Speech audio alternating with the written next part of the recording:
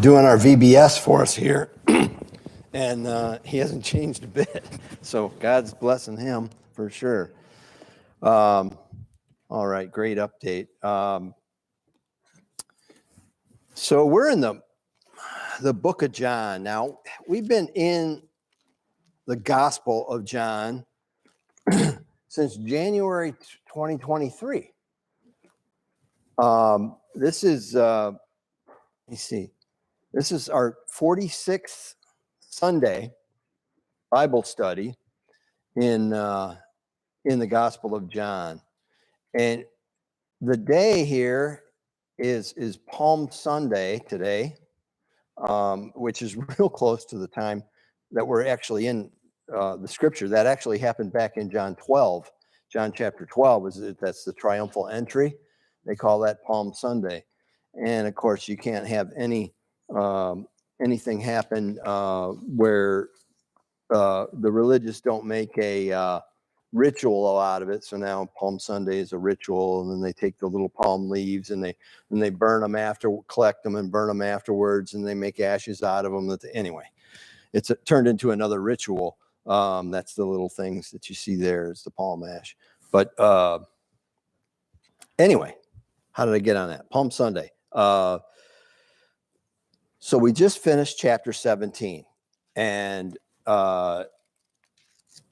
last Sunday, and it took us 3 Sundays to get through chapter 17, and that entire chapter is a prayer of Jesus. He's there with his 11 disciples, and it's the longest prayer recorded in the Bible. And he prays for his disciples as he's dismissing them, or I should say, as he's sending them out. Not dismissing, sending them out on their job to spread the gospel to the world, and he's trying to prepare them for that. And this is this great prayer that we saw. And so now what we're going to see in chapter 18 is, of course, immediately following that. And you see in verse 1 of chapter 18, it says, when Jesus had spoken these words, that is his prayer, he went out with his disciples over the brook Kidron, where there was a garden, which he and his disciples entered. Well, for the last couple Sundays, I've been saying that the prayer was in the Garden of Gethsemane, but then I read this and see that they haven't even crossed the brook yet. So you got the Temple Mount, and it goes down a steep ravine into the brook Kidron, and so there's the ravine coming down and probably flattens out a bit. Anyway, you cross the brook, and then you start going up the Mount of Olives on the other side. And on your way up there is where this garden is, this beautiful area. And this is where they entered this Garden of Gethsemane. And it says, which he and his disciples entered. And this brook here that they cross, the brook Kidron, was mentioned in the Old Testament going all the way back to 2 Samuel. You see it in 1 Kings and 2 Kings. David is recorded going over the brook Kidron when he had to flee Jerusalem, when he was betrayed by his own son, Absalom, and his close friend, Ahithophel. And here we see now Jesus and his disciples crossing the same brook. Jesus in David's lineage, the son of David, crossing the same brook during his time of betrayal by his close friend here. And from there, he goes into this garden. So verse 2, and Judas, who betrayed him, also knew the place, for Jesus often met there with his disciples. Now, of course, Jesus knowing all things, he knew the exact time and place where this was gonna occur, and instead of trying to avoid it, he goes forward with perfect purpose. There's no attempt to evade or escape. He knows his hour has come, and he's determined to go forward with it, with the work that God has assigned to him, as we've seen him refer to. He's going to perfectly complete it. Now, it's Passover week in Jerusalem, and so the city's overcrowded, and lodging would be scarce, and it's late in the night here, and but we see here they go there probably, intending to nap there, but it says he went here often. It wasn't just because the city was crowded. This, though, is a place of beauty and serenity, and it was a retreat for Jesus. We see that he went here often, but we need to do that too now and again. Shut off the noise and the phones and the radios and TVs and nothing but God's creation. And it's night, and I imagine it's, some commentaries say there's a full moon then. I have no way of knowing, but it was a beautiful night there, and we need to do that too.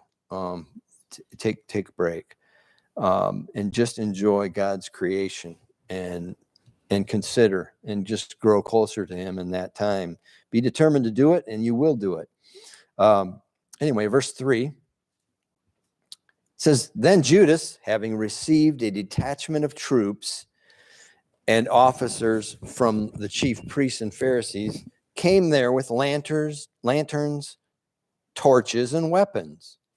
Well, two things we see here. Judas is leading the bloodthirsty religious right to Jesus, and they had arranged for this. We see two things here: a detachment of troops, that's Roman soldiers, and officers from the chief priests and Pharisees. Now, this is the temple security. These are like the temple police here. They're religious thugs, and these are enforcers of the organized crime ring of the religious. And there's big money in that business too, as we talked about when Jesus went in and turned over the tables and things like that. What kind of extortion was going on in the name of religion, and trying to associate with God with such wickedness is what's really despicable. But notice here, they come with lanterns, torches, and weapons, right out of a scene from Frankenstein or something, where they're coming after some highly feared, and powerful monster. But this is another indicator that they knew who they were dealing with here. They knew he was God. And remember, this is how they felt they had to do this also, because they've wanted to kill him and seize him. We've seen over and over again in this study, but they feared the people. Over and over again, you'd see, but they feared the people. And so they needed to arrange to have a large contingent where they could kind of set a little, a trap for him. And they wanted it outside the city so the people wouldn't, see that, because they feared them. They feared the mob too. They know that the mob mentality works both ways, and it's a very fickle thing. When you turn the mob, they turn on you, and pretty soon you'll be hanging on the cross. And in Luke 22:2, we see this. It says, and the chief priests and the scribes, that's the religious, sought how they might kill him, for they feared the people. And Mark 11:18, Luke 20:19, and so many times in the Gospel of John we've seen also. But I just want to give you examples from the other gospel accounts. Same thing that we've seen in the Gospel of John here. There had to be a plot. The circumstances had to be pre-planned, and reminded me of Psalm 2. This is verses 1 and 2. It says, why do the nations rage and the people plot a vain thing? The kings of the earth set themselves, and the rulers take counsel together against the Lord and against his anointed. And of course, his anointed is the Messiah. So that was a verse about the Messiah and the rulers plotting and taking counsel together against him. Anyway, verse 4. So they got this, here they come with all their torches and weapons. And Verse 4 says, Jesus, therefore, knowing all things that would come upon him, went forward and said to them, whom are you seeking? Well, there you have it. Jesus, therefore, knowing all things that would come upon him, he went forward. The point is, there's no attempt to evade or avoid what's coming. And he knows full well what would come upon him, as we see here in verse 4. Instead, he steps forward in front of his disciples, and he says, and he asks them, whom are you seeking? And they, as if he didn't know. And they answered him, Jesus of Nazareth. And they like to refer to Jesus this way because it was a reminder that he wasn't from the pious religious elite area of Jerusalem and or Judea. No, he was from Nazareth, a place known for its vice and unrighteousness, and not so pious and holy like these. And ritually clean like these scribes and Pharisees are. So they answered him, who are you looking for? They say, Jesus of Nazareth. And he says, I am he. And Judas, who betrayed him, also stood with him. Notice where Judas is lined up here. He's lined up with the world against Jesus, and he's seeking Jesus to kill him with his mob here. And he led them there, betrayed them, knew exactly where he was going to be. And we discussed this a few Sundays ago. People have been in their own imagination of how they would form God. They say, well, Judas was ultimately saved. And we talked about this a bit. And but we see here, we see that his free will choice regarding Jesus places him lined up against Jesus, not for him, against him. And this is the position of the world that we've seen. The world, the Jews, these are terms that are used throughout this gospel, and we've talked about that. The Jews always refers to the religious hierarchy, the religious power brokers, and the world is just all the unsaved, the system that's working against God and against the gospel message of Jesus.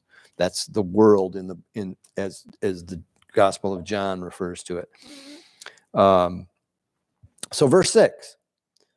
Now, when he said to them, now the he here, that's Jesus, when he said to them, I am he, they drew back and fell on the ground. Well, it's interesting. The he, I am he, is not in the original. So he just said, I am. When they said, who are you looking for? Jesus of Nazareth, I am. And it reminds us of Jesus.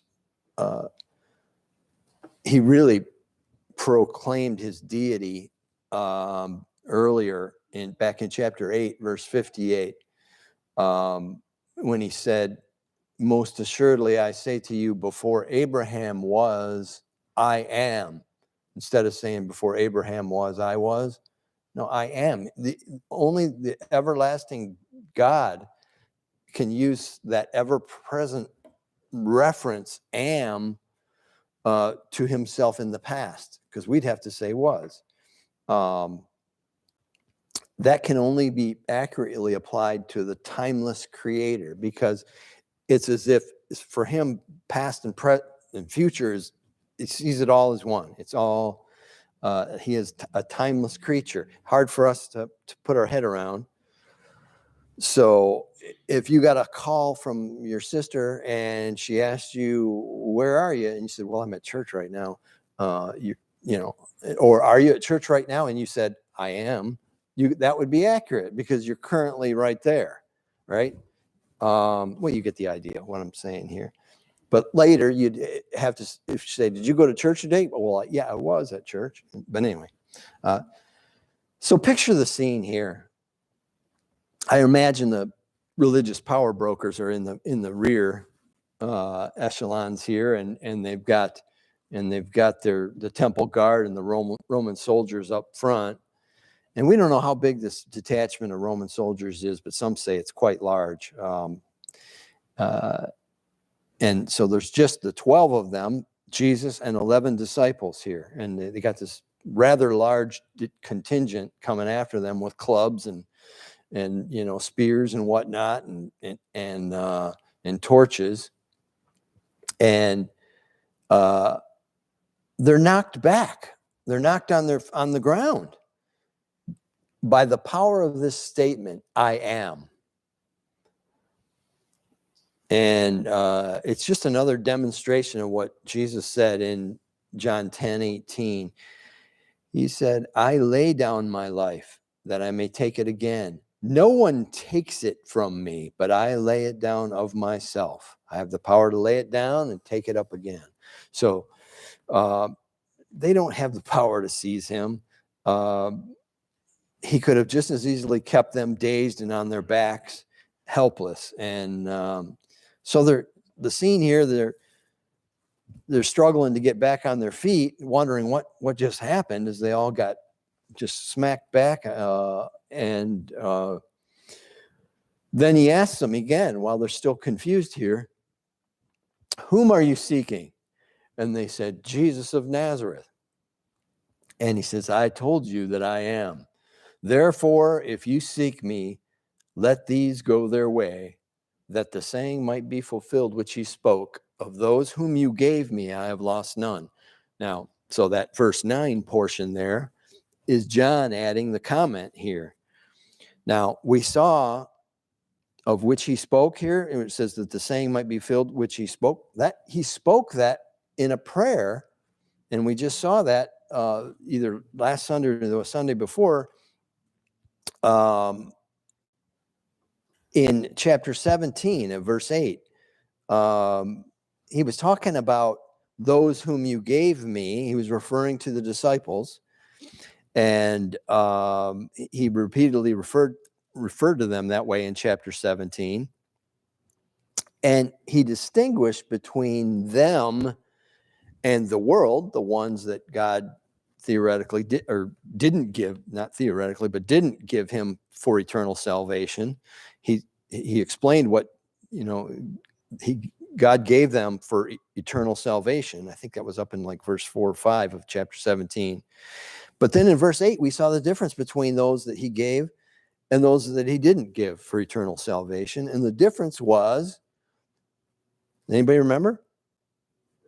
They believed. And they believed in Jesus, and they believed he was from God. And Judas was not one of these 11 that he was talking about. He was not with them when he had that prayer back in chapter 17. He had already left to betray them. So he had no trust in Jesus as a savior, despite knowing who he is, I should say. And the same with these religious. They know exactly who they're dealing with here. That's why they're not up front. They got the soldiers up front. But remember back in 17:12, Jesus said this during his prayer. He said, while I was with them in the world, I kept them in your name. Those whom you gave me, I kept, and none of them is lost except the son of perdition. And of course, the son of perdition, that's Judas, that the scripture might be fulfilled.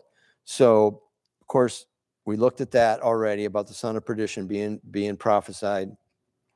But for these 11, John's reminding us that Jesus said in his prayer that of those you gave me, I've lost none. And so in verse 8, Jesus is protecting them, saying, okay, you come for me, fine, here I am. Let these go. And because he's got work for them to do, and he doesn't want them getting mixed up in this monkey trial, or this rigged trial, and having them get in trouble or killed also. And so he says, let these go. Verse 10. Then Simon Peter, having a sword, drew it and struck the high priest's servant and cut off his right ear. And the servant's name was Malchus. Now, this seems like an insignificant detail here, but this is important for us to know. You know how I know that? Because it's in here. And God made sure it was recorded for us. Now, Jesus knew full well this was going to happen. He could have stopped Peter, but he didn't. So you got to ask yourself why. We see in Luke, recording the same gospel scene here, earlier when they were still in the upper room, in Luke 26:36, they were getting ready to leave to head to the Garden of Gethsemane. And here's in Luke's account of this betrayal scene, Jesus told them, he said, "But now he who has a money bag, let him take it, and likewise a knapsack. And he who has no sword, let him sell his garment and buy one." Now, this tells me we Christians are not to be ready-made victims while we're here in the world. Now, while we're here Jesus was with them, nobody could hurt them, but he's preparing them to send them out to spread the gospel message in an unfriendly world that hates them and hates us. And here in Luke 22:36, he says, a weapon is more important than your coat.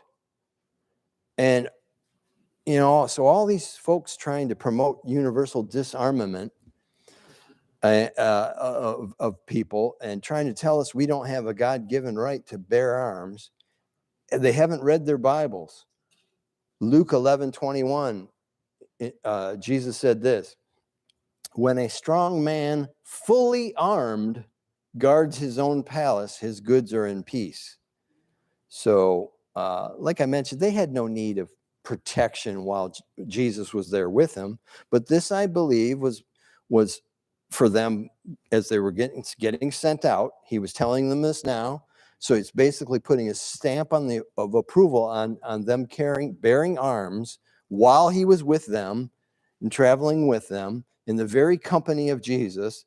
And if it was not approved and a good thing, then he would have discouraged it or prohibited it, but it's not. We don't see that here. So if he wanted us to be ready-made victims and defenseless, he would have said, sell your sword, buy a coat or something like that. Sell your sword and give it to the poor. You won't be needing that. But no, that's not what he said. He said the opposite. And the same in the other gospel accounts. And now, speaking of the other gospel accounts, we don't see either Peter named or Malchus here in verse 10. They're not named in the other gospels, but we have it here in the Gospel of John in verse 10, both identified by name. Now, in a little bit here, Peter denies Jesus 3 times, but here we see that he showed this bravery in verse 10 here.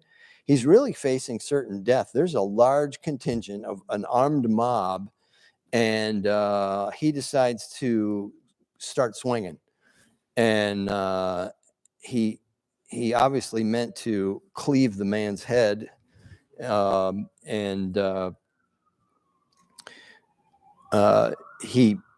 man must have seen it coming and moved a bit, and he just lost an ear instead. But they're vastly outnumbered, and notice he didn't just cut his ear or injure it. No, he cut it off, it says here, and it says that in the other gospels as well. And so let's look at verse 11. So Jesus said to Peter, "Put your sword in the sheath. Shall I not drink the cup which the Father has given me?" Well, notice he's put the sword back in the sheath. Not throw that thing away, give it up, abandon it, give it to them. No, put it back in your sheath. Put it back in your holster. Now is not the time, is what he's saying here. But he's not condemning carrying arms, bearing arms. Now, had Jesus not intervened here, like I said, Peter would have been killed. And so Jesus, we see here, saw to it that Peter wasn't even arrested. And none of the apostles were arrested here. And some commentators suggest that the reason that we see John actually naming these two men, Peter as the one with the offense here, and Malchus, is that they were still alive. Remember that the Gospel of John was written 30 to 40 years after the other three Gospels. And so Peter and Malchus were no doubt still alive then. Well, not by the time John wrote this, they weren't, apparently. But many also guess that Malchus later became a Christian. And that's why John mentions his name here. Otherwise, it's kind of an odd detail to have here. Who cares what the guy's name was? But it's no wonder that Malchus would believe in Jesus, because we see in Luke 22, it's not included here, but this detail, but this is Luke 22, this is verses 50 and 51. And one of them, notice it doesn't name Peter, and one of them struck the servant of the high priest and cut off his right ear. Verse 51, but Jesus answered and said, permit even this. And he touched his ear and healed him.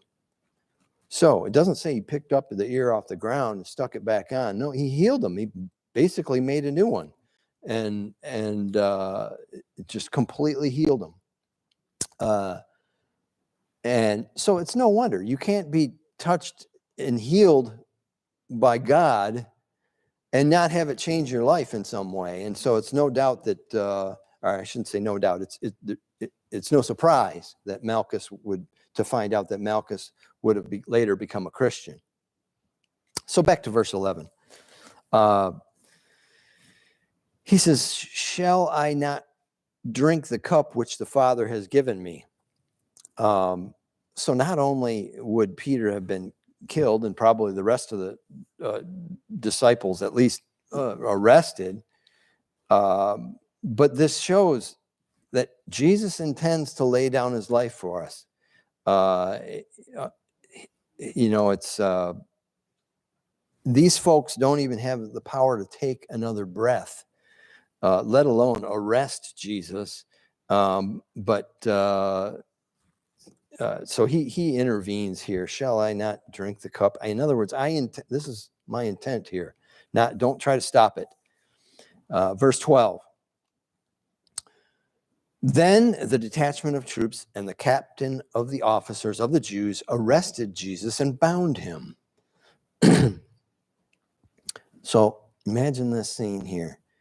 We got our Creator and God being tied up by men. What religious arrogance and pride we see here. It just reminds us of the injustice that our loving God put up with for us. If it were you or I as the Creator, all that would be left is the smell of burnt flesh and a little pile of ashes smoldering where each one of them were standing. But no, he puts up with this. And he was bound so that we could be set free. But a sad fact that's left out of this gospel here in John's gospel, and it no doubt haunted John when he looked back at it, it's recorded in Matthew's account in Matthew 26:56. It says there, then all the disciples forsook him and fled. Well, he told them they would do that. Earlier in chapter 16:32, it's this same evening, he told them, earlier this same evening, he had told them, indeed, the hour is coming, yes, has now come, that you will be scattered, each to his own, and will leave me alone. And that's what they did. They abandoned him here. Then he said, after he says that, he doesn't want them to feel bad about it. So right after that, in chapter 16, verse 33, he said, these things I've spoken to you, that in me you may have peace. In the world you'll have tribulation. Be of good cheer. I have overcome the world. So he was preparing them. Look, I know you're going to forsake me and leave, but you're just afraid. Yeah, well, I understand. You're going to have, I'll give you peace. In me, you'll have peace. But you'll have tribulation. Be of good cheer. I've overcome the world. He knows we're weak, and he knows there'll be times when our faith is small and we stumble and fall, and we just have a God that understands us. It's a beautiful thing. Verse 13, and they led him away to Annas first, for he was the father-in-law of Caiaphas, who was high priest that year. So only, again, another thing that's only in the Gospel of John is this, that they took him to Annas first. Now, Annas was previously the high priest. He was high priest from 6 AD to 15 AD. And remember, AD is not after death, like it's Anno Domini, which means year of our Lord. So from AD 1 would be his first, year, his first year after he came, his incarnation, when he was born. And so this is like 33 AD, where we're at here. Now, historically, when the Jews were free and not under Roman rule, the high priest would hold the office for life. But when Roman rule came along and the Roman governors had some influence, the office became a competition in bribery and corruption, and who could be the best sycophant, the best bootlicker. The family of Annas was just immensely rich because they fleeced the flock, as we talked about. The money changers, all that business. It was a big, big racket they had going that we talked about in an earlier lesson. But one by one, the family of Annas got into this office of high priest by out-corrupting each other. And Annas he had, in the background while he was alive, and he had earlier been high priest, he was like the evil power broker behind it all, crime lord. And this family was the corrupt ruling family in Jerusalem and Judea. They were extorting the people, as we mentioned before. Remember, you couldn't bring your own sacrifice like it historically was to the temple. There was these temple inspectors that would inspect the victims, the sacrifice, whether it be a dove or sheep or whatever it was. There's any spot or anything on it, and guarantee if you brought it and didn't buy it from them through their, supply chain, then at a triple, quadruple the price, you could buy the temple sacrifices right there, or you could try to bring your own, and then you had to pay the inspector to inspect your sacrifice. And 9 times out of 10, nope, you're going to have to buy one of those, unless you slid them some extra money so that you could use. It was just such corruption. So it cost you to have it inspected, and then they'd say, no, that you're not going to be able to do that. Well, so it was a criminal enterprise, and Jesus had come in and overturned the tables. Remember the money changers and everything, and people that had doves, and told them to get them out of here. And he shined a light on the criminal enterprise of these religious people. And as high priest, Annas was the big guy.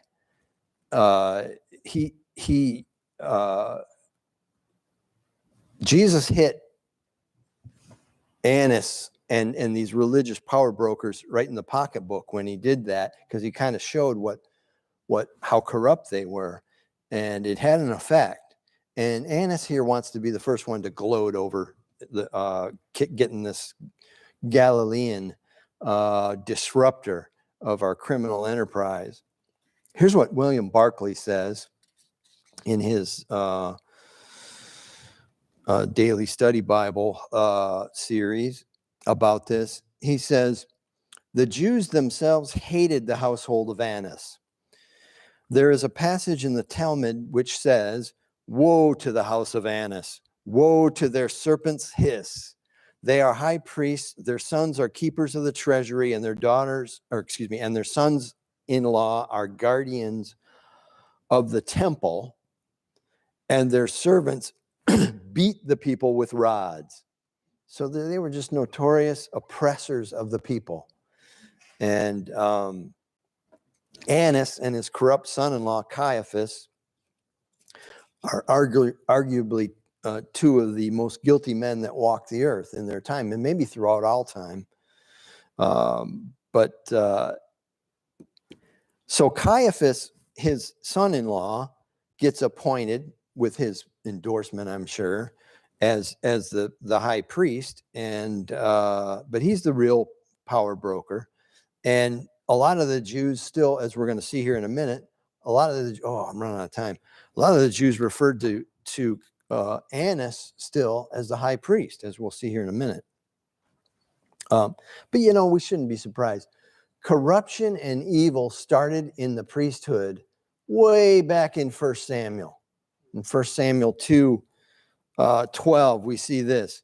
Now the sons of Eli were corrupt. They did not know the Lord. And I won't go into all the details of the sons of Eli, Hophni and Phinehas, but they were evil and corrupt. And nothing changed in all those years. And it's still a corrupt priesthood. Verse 14. Now it was Caiaphas who advised the Jews that it was expedient that one man should die for the people. So John's reminding us of what we saw back in John 11:49 through 52. The reason he's reminding us this is because this is not going to be a fair trial here. He's just saying he's already decided Jesus' fate. It's expedient that one man should die for the people. And he was talking about Jesus because they were already plotting to kill him. So these two high-ranking, pious agents of Satan here are the ones that are bringing our Creator to trial. Let's just, I think I'm going to have to stop here. I think because we're going to get into these denials of Peter and some other stuff. So no good place to stop. I think we're just going to have to stop there. And we'll pick it up next Sunday, Lord willing. Brother Cam.